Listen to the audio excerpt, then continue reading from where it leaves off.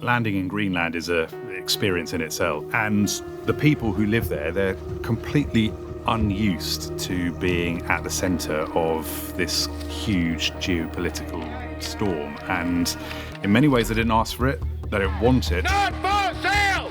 Not for sale! I'm Rory Challands, a senior correspondent, and between us, after reporting from Greenland, it's clear its people don't want to be a piece on a chessboard. It is their home, and they want their voices heard.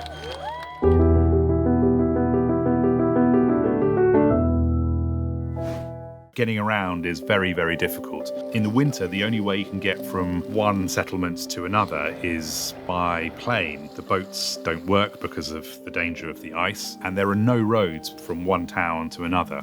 That makes it very, very difficult to get around and actually report and to speak to people. The people themselves, for much of their lives, they are left uninterfered with by people like me, reporters sticking microphones and cameras in their faces and quizzing them about what Donald Trump has said. And they've had to get used to that very quickly. I'm a little bit worried.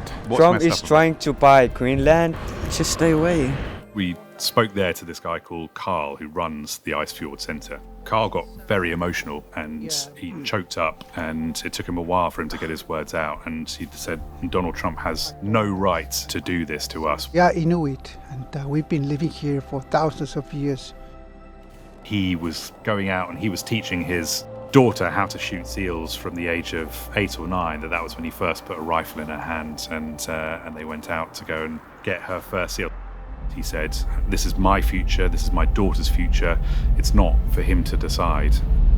And that was, I think, a moment that really hit home to me how hurtful this whole process, how this whole crisis has been for many, many Greenlanders. They have essentially been trying to go about their quite private lives, and in a very unwelcome way, they have had all of their future put in jeopardy for what they see as unfounded reasons. Go back to what Donald Trump is saying that he wants from Greenland. He wants security. Then there's the question of resources.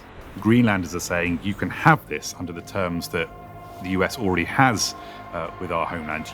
You don't have to threaten Greenland. You don't have to threaten European security. Go about this the right way. We have started a negotiation, and I think it's pretty well agreed to. The Trump 2.0 era has been much more difficult for Europe than Trump's first term in office, because he has seemed much more willing to tear up the post-World War II consensus that has benefited Europe hugely. So Europe now has to work out how much strategic autonomy it can afford with its budgets and how much it can really do without the United States and the security guarantees that it has taken for granted for many, many years. I think now that the crisis has eased a little bit, there's definitely a sense of relief in Greenland at the moment.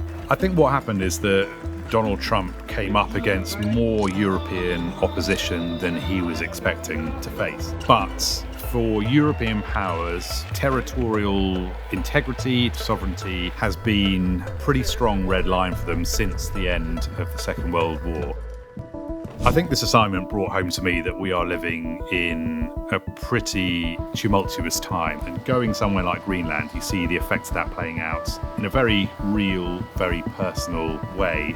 Geopolitics, this kind of grand game of control and resources and strategic considerations, when you boil down, it does have an impact on people's lives and how happy or unhappy or scared or confident they feel. And I saw that all the time when I was in Greenland.